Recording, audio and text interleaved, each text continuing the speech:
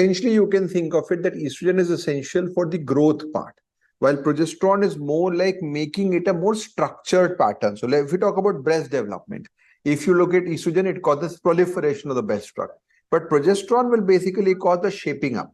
Similarly, if we talk about uterus, the role of estrogen is in terms of increase in terms of the endometrial growth, but the effect as far as the progesterone is concerned is largely in terms of basically pruning that. So it is going to cause the termination of that growth, and it is going to cause the periods which are going to happen. So if you give progesterone at an early stage in terms of replacement, so if you've got hypogonadotropic hypogonadism, why don't we want to give progesterone at an early stage, Vibha?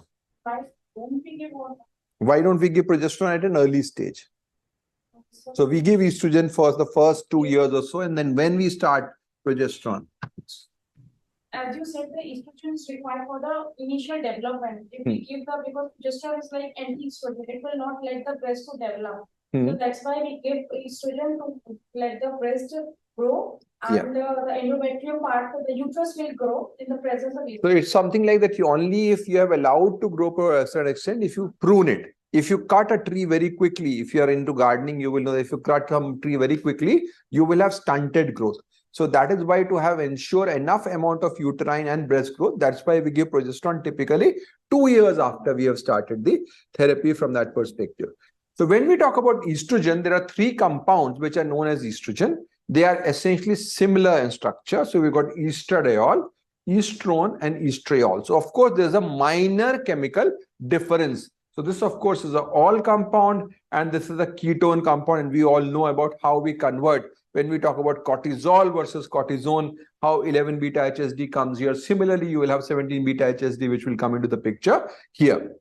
Now, out of the 3, the most important as far as the physiological perspective is concerned is the estradiol. So when we talk about estrogen, we are largely talking about estradiol, which is the most potent, and this has got the maximum binding as far as the estrogen receptor is concerned.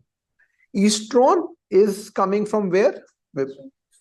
So it's basically conversion from androstenedione, and estriol also plays a very important role in terms of placental scenario. So the major estrogen, if we talk about from my perspective, from a clinical perspective, will be estradiol, with others playing important role from that perspective. Now, when you measure estrogen, what are you measuring basically?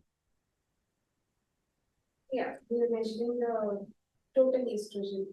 We measure estradiol. So if you look at all the assays, they are estradiol, but there is some cross-reactivity which will be there. So if you are measuring estradiol, you are theoretically measuring only estradiol, but you may measure some amount of estrone and some amount of estriol. Now in scenarios, so normally when we talk about assays, we are using immunoassays. So immunoassays are largely looking at what to identify a structure? Whether or not it binds to. So they are looking at one part of the structure. So they are basically looking at one epitope. So now if that is common to the other, they may have an overlap. But if you look at the full structure, so that would be like a function, like a GCMS assay, you will be able to have a more specificity there as well. Now, do immunoassays underestimate or overestimate the estimation of these levels? Yes. Yes. So the normal assay that we do are chemiluminescence assay, which is basically there for estradiol. Do you think in this age group, in young age group, do these assays do justice in terms of assessing estradiol? Or you will underestimate the level or overestimate the level? Overestimate. Because we catch the part of estrone. That is there, but these are not very, very significant. The main problem is that their diagnostic accuracy is largely in the area of high levels of estradiol. So they have been developed predominantly for the reproductive age women, where the levels will be like 200, 300. But if you are looking at a child where the levels are 20, 30 picograms per ml, you will be underestimating the level. So at low levels, their diagnostic accuracy becomes less. So often in scenarios like precocious puberty, you will find individuals who have got a normal estradiol and they have got enough pubertal development. So what it basically means is that you are missing that estradiol. So there you can go for a GCMS. A similar scenario is like glucometers. So glucometers are meant for higher sugars. So if you have hypoglycemia, their diagnostic accuracy in the lower range will not be good enough. So that's why we say whenever you document hypoglycemia, confirm it on a lab sample before you make a diagnosis from that regard. So this is the various forms.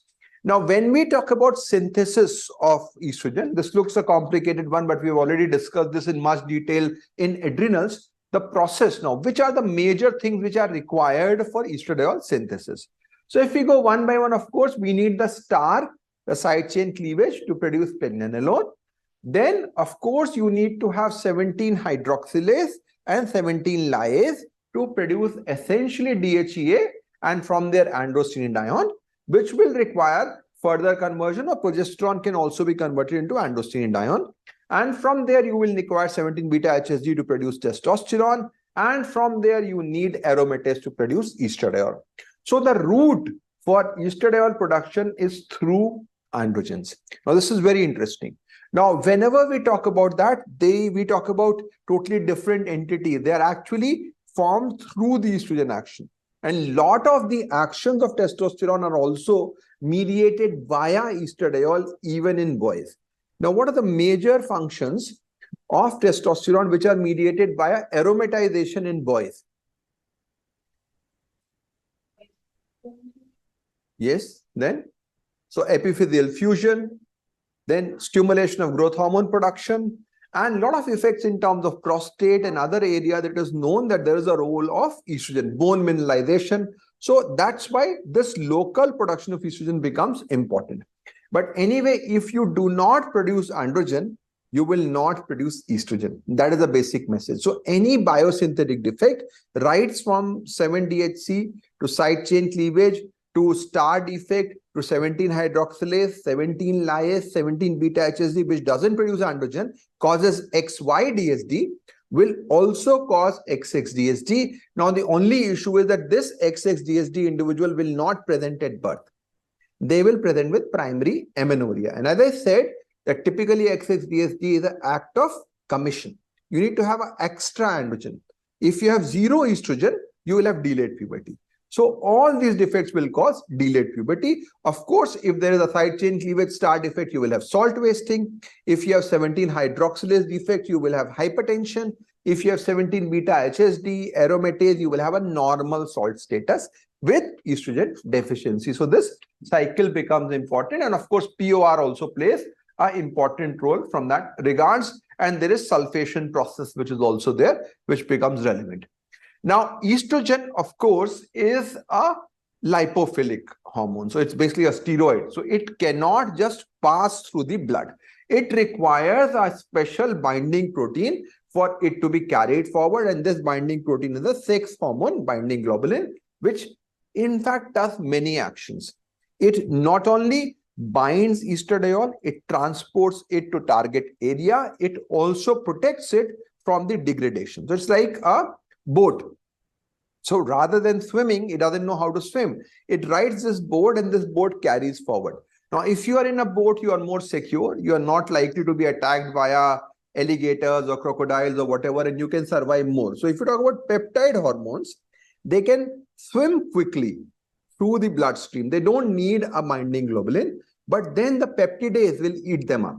So that's why they have got a short half-life. But here, they are much more secure and they will have a much longer half-life, which is there in that regards. Now, SHBG, therefore, is a very, very important aspect.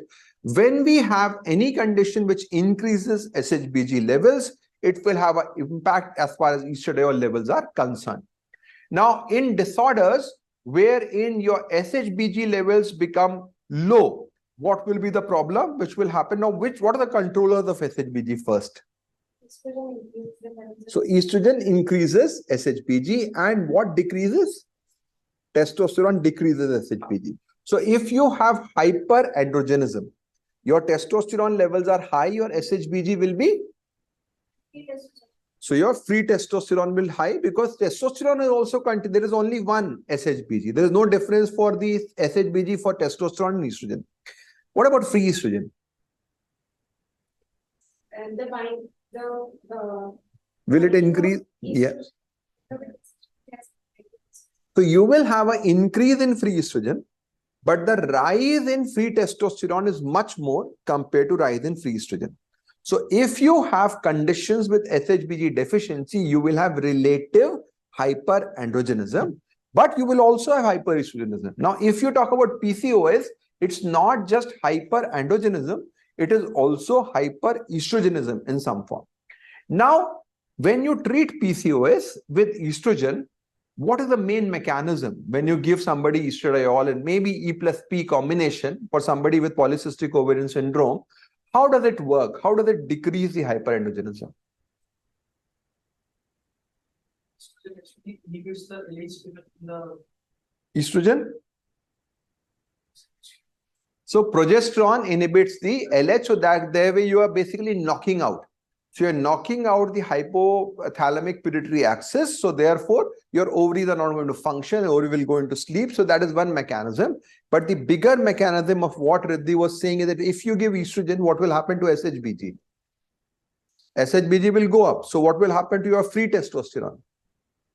So this is a therapeutic mechanism also. So if you have treatment with estradiol, your SHBG will go up and your free testosterone will come down. And that's why the importance of this as a therapeutic aspect is there. And then estrogen binds to the receptor from that regards. Now, estradiol receptor, of course, we know that if there is a steroid, they will very quickly go through the membrane and they will directly act on a nuclear receptor.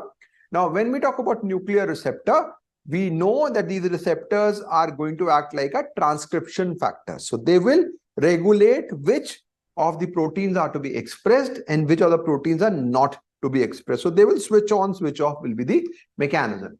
Now, estrone, as we were discussing, has to be converted via 17-beta HSD through this process, and this is regulated via progesterone as well. Now, estradiol acts on the intracellular receptor, for which there will be dimerization with a retinoic acid receptor, and then they will act on the hormone response element. So certain elements will be triggered up, and from that, this messenger RNA will cause protein production, and you will have regulation. This is typical of steroids, be it corticosteroid, be it aldosterone, be it testosterone. Same mechanism is how they work. Very importantly, when we talk about androgen receptors, how many types of androgen receptors are there? Androgen is So, isn't there a different receptor for testo and DHT? So, it's that you have got the same receptor. Glucocorticoid, how many types of receptors? Single receptor. Mineralocorticoid? So all these, when you talk about glucocorticoid, mineralocorticoid, testosterone, they've got the same receptor. They have got different affinities to different reagents. So if you have got cortisol and if you have aldosterone, you may have some differences which will be there, but the receptor is the same.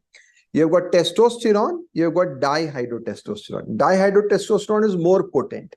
Plain testosterone is less potent.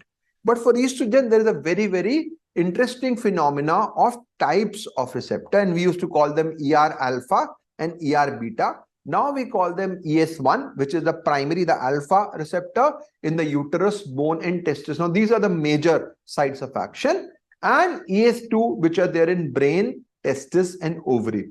Now, what is the importance of having these receptors from a pharmacological perspective?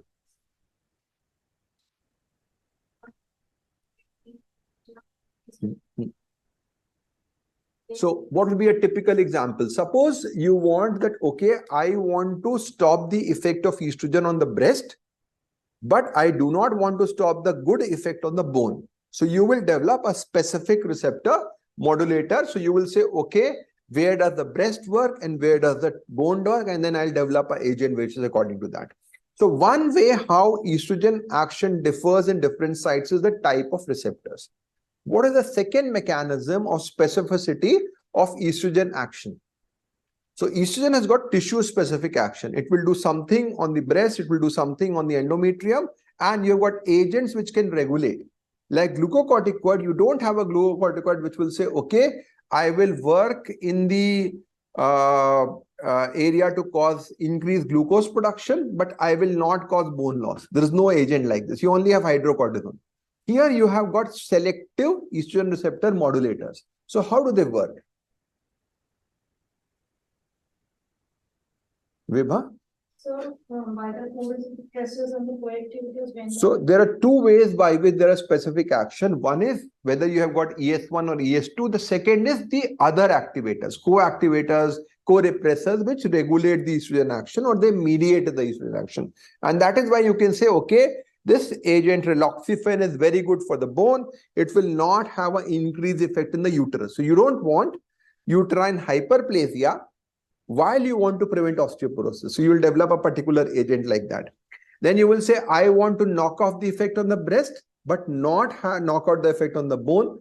Another agent will be developed. So that is the specificity of estrogen from there.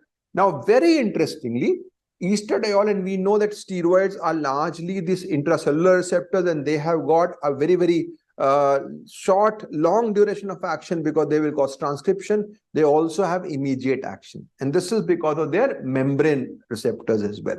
So many of the steroids have got membrane receptor. So effects are largely on the bone, on the uterus and the breast. These will be the major area. So it will cause endometrial proliferation, ductal hyperplasia, cornification. So what estrogen is doing is that it is preparing for pregnancy. If you think of simple terms, estrogen is trying to prepare for the pregnancy, causing endometrium to grow, breast to develop, vaginal mucosa will become, so it becomes receptive for the sperm process. It will of course also have other effects like causing adiposity, and it will also have an effect on the bone growth. So now when we talk about the ovarian follicle, what is the effect of estrogen on the ovaries? So ovarian follicles have got both estrogen receptor 1 and estrogen receptor 2, which are in different regions. And it is very important that estrogen prevents androgenization of the follicle. Now remember, we said that when you talk about spermatocyte or oocyte, the only difference between the two is more of environment. If you do not have estrogen, the same oocyte will become androgenized. What do you mean by androgenized? It will produce more androgens rather than estrogen. So it's like a vicious cycle. So it prevents androgenization. It is important for survival. And if you do not have estrogen, you will have oocyte necrosis, and then the entire environment will change. So oocyte will become more like a dysfunctional structure. Your granulosa cell will behave more like a Sertoli cell. So this is what we are saying is as androgenization. So if you have somebody who has got a estrogen deficiency, let's say aromatase deficiency, why do they have gonadal failure? Why do their oocytes die? So theoretically, it's a serogenic defect only. So estrogen is deficient, but when you actually look at them, most of them will be infertile. They will have premature ovarian insufficiency. It is this local estrogen. Because they can't produce any estrogen, they don't have any local estrogen, their oocytes are going to be damaged. So we have seen patients with aromatase deficiency who presented with DSD, but once they come to the pubertal age group, they develop gonadal failure because this oocyte becomes damaged from that perspective. So this is something to remember. Now in the endometrium, this is of course a proliferative phase. We all know about proliferative and secretory phase. So you've got zona bacillaris and then functionalis, and from there the arteries are going to grow from that regard. So this is going to increase the overall growth, increase the number of ducts there, and as the day progresses, your size is going to increase. This is basically providing enough blood flow. Once the fetus comes there, suppose you've got the conceptus which is there, it will have enough nutrition in the initial phase before your whole umbilical cord is formed. So that is the role. So you've got enough blood supply going there, and gland size is there, and hyperplasia happens on that regards. There is of course, as I said, the local environment is changing. You will have from a scanty mucosa, the mucosa will increase in volume, and then finally you will have the spin barkite, which is the right time. So this is basically preparing the uterus and the reproductive path for having the baby. The vaginal mucosa also, from an alkaline area, from the parabasal layer, it becomes much bigger. There are deposition of glycogen, and because of deposition of glycogen, you will have an acidic medium. Now, why is this acidic medium important? So what I'm trying to say is that estrogen is changing the vaginal mucosa from alkaline to acidic. What is the role of this? The sperm which is outer layer actually dissolves when it comes to the acidic environment and Yes. helps in the penetration of the sperm. Very good. So this is again preparing for the sperm entry. What else is the role of this acidic environment? Now, if you talk about somebody who has no estrogen, like the prepubertal age group. So prepubertal mucosa versus pubertal mucosa. What is the difference? Pubertal mucosa is actually red and this Yes. the pubertal mucosa is estrogen rich and it is pale in color and it is much more acidic. This acidic environment prevents the infection. So this is very important. So it's not only preparing the overall scenario for the entry of sperms, it is also preventing infections because the chances of infection will go up at this age group. That is why the mechanism is such that it becomes acidic. Now, if you take it further, if you talk about menopausal women, they always complain about more recurrent lower urinary tract infections as well as dryness, and all those things is because of this vaginal mucosa. And that's why we tend to give local estrogen creams to prevent those symptoms. So this cornification process happens there.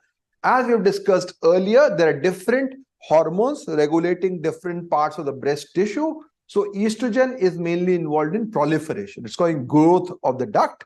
It is then also going to cause more fat deposition. So large amount of the breast tissue is actually the adipocytes where it's going to work. And then finally, it will not have much growth in terms of the mammary growth. Now, growth hormone also is known to have an effect, and progesterone, as you discussed earlier, is more of a pruning effect as far as the breast development is concerned.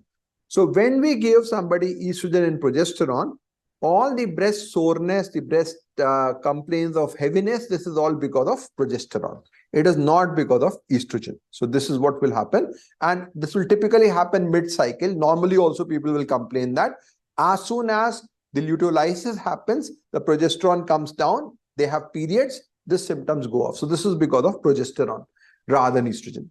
Now BRCA1, wow, what is the significance of BRCA1?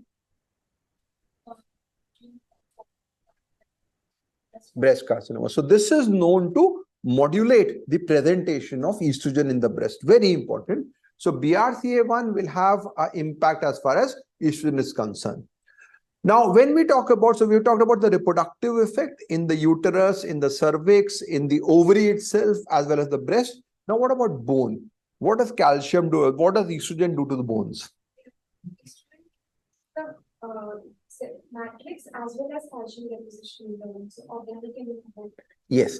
So when you have more estrogen, you are preparing for the new baby, you want more calcium. So calcium absorption will go up. If you talk about, when we discuss about calcium absorption from the gut, estrogen, prolactin, growth hormone, these are the things which increase the absorption.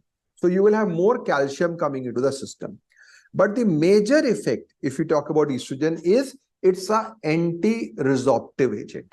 So when we talk about anti-resorptive agent, we say, okay, bisphosphonate, we talk about denosumab, but estrogen is the classical anti-resorptive agent. What it does is that it will have an impact on the osteoclast. And when we'll talk about bone, we know there are two pathways in the osteoclast, the MCSF pathway and the osteoprogesterone pathway. They are basically going hand in hand and they are causing regulation. So what estrogen is basically doing is that it is basically having an impact on this pathway to cause decrease in the action of this particular osteoclast. So basically osteoclast activity goes down and osteoblast activity goes up. So what estrogen is doing is that bone formation goes up, bone resorption goes down, bone will become strong. Contrary to that, if you think of it, somebody has got estrogen deficiency like Turner syndrome, like hypogonadotropic hypogonadism, like Sheehan syndrome, like premature ovarian insufficiency, they will have low bone mass. That is something which is there. And if you give them estrogen, their bone mass will improve. Now, estrogen also has an inhibitory effect on the IL-6 and causes increased cortical thickness. So as you said, mineral is more, matrix is more, cortical thickness is more, bone is stronger. That's key message. Estrogen makes bone stronger. Now, it also increases calcium and phosphorus absorption, as I discussed earlier, and this will have a beneficial effect. Now, very important part which Vibha was talking about is the effect on the growth plate. Now, we know for both boys as well as girls, the epiphyseal fusion is done via estrogen. In girls, it's direct, systemic, while boys, it's more like a paracrine, local conversion which happens. So, in the growth plate, estrogen is going to cause epiphyseal fusion. Now, what about cardiovascular? So, do you think estrogen is good for the heart or bad for the heart, Alapan? Why? Decreases previous mediators like angiotensin.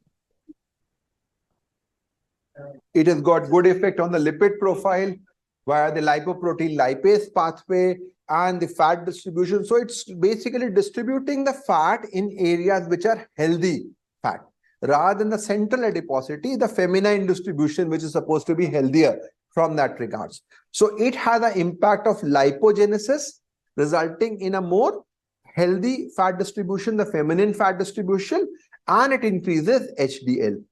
Now, improves cardiac function as well as inhibiting lipoprotein lipase. So, local release will be less, your atherosclerosis will be less, and that is why cardiovascular events are a decade later in women. So, if you talk about average cardiac event time in men versus women, you will have a decade difference. That's mainly because of the effect of estrogen. But after menopause, what it means is that they have a very high risk of suddenly developing complications, which you have to be very, very cautious about in that regard. So this is the beneficial effect. Now, we all know estrogens are good for hair. What are the basis of this effect? So we know that the hair growth, there are different phases, the anagen phase and the catagen phase, which are there. Now, mainly we know that androgen receptors and androgen are bad for the hair. So in certain areas, androgens are going to cause hair fall. In the other area, they are going to cause hair growth. So it's usually where you don't want, they will cause hair growth. Where you want, they will cause hair fall. So androgens largely via DHT have a bad effect on the hair growth, particularly the catagen phase. Now, estrogen is a direct opponent of that. So if you give estrogen in somebody who has got hyperandrogenism, you're not only decreasing the amount of free testosterone, you're also giving some estrogen here, which is going to oppose this action as well. So it is going to have an effect on that. And what about sebum production? HT is also responsible for this sebaceous. Yes. So this will decrease sebation. So when you talk about, a lot of people say about the ovarian failure, that the skin has become dry, they've got more acne, all those things is because of these processes, which is going to reverse from that perspective. Now, DHT also has an adverse effect. It's going to cause increased sebum production, and these effects will be countered via estrogen. And we know that growth hormone also plays a role through the IGF system. But largely, estrogen, I would say that we are talking about, it's good for the bone, it's good for the heart, it's good for the skin and hair as well. So we have discussed a lot about estrogen. Now, progesterone, you can think of is like a slightly, I won't say antagonist, but it's like an inverse sort of a relationship with estrogen. So it's like a complementary phase that you have reached till this level. Now progesterone will take over. So progesterone basically is going to cause, we had uncontrolled proliferation. So from endometrium from 0 is reaching 7 mm, 8 mm, 10 mm, and now it's going to cause maturing. Now no more growth. So if you do not have progesterone, what is going to happen to the endometrium? It will shed off. So what does progesterone? It's keep on growing. It will shed off at the end, but it will be too big. You will have severe bleeding. So when you talk about anovulation, and anovulation causing menorrhagia, this is the mechanism. Anovulation means no ovulation, no corpus luteum, no progesterone. No progesterone, your endometrium keeps on becoming thicker. Maybe 3 months, 4 months later on, you will shed it and you will have severe menorrhagia, which is there. Now, why do we give progesterone always whenever we're giving estrogen? Why do you give progesterone always when you're giving estrogen supplementation? Even that excess action of the estrogen that will further may lead into the So endometrial hyperplasia, which will result into carcinoma. So if somebody has got hysterectomy and you want to give, you can give only estrogen. But otherwise, there is absolutely no role of giving only estrogen without progesterone, because that will be a carcinogenic risk also, which is there. Now, progesterone, we have already discussed in steroidogenesis, is the most important steroid because it is essential for survival. If the placenta does not produce progesterone, the baby will not survive because the uterus will contract and they will be expelled. So progesterone is produced, as you say, is the first steroid anyway, is the side chain cleavage star and 3-beta HSD, from where you get the progesterone production. It is largely regulated via LH. And of course, in the pregnancy, HCG will be the one which will act like a placental HCG will act on that. Now, progesterone inhibits the proliferation of the uterus. It inhibits ductal hyperplasia. It antagonizes the estrogen effect. So if now what estrogen has done is that it was waiting till the time when conception can happen. So it has made the environment good for conception. Now, suppose that time has gone, whether conception has happened or not, you don't want more sperms to enter or other things. So it will change now. It will antagonize the estrogen effect. It will, of course, have obesity. So it causes obesity. It's bad for the bones. So progesterone is bad for the bone. It's bad for the breast, so to speak. It's bad for the mucosa. So it is a sort of an antagonistic action. So if you are giving progesterone, what are the conditions in which you will be giving only progesterone for a long time?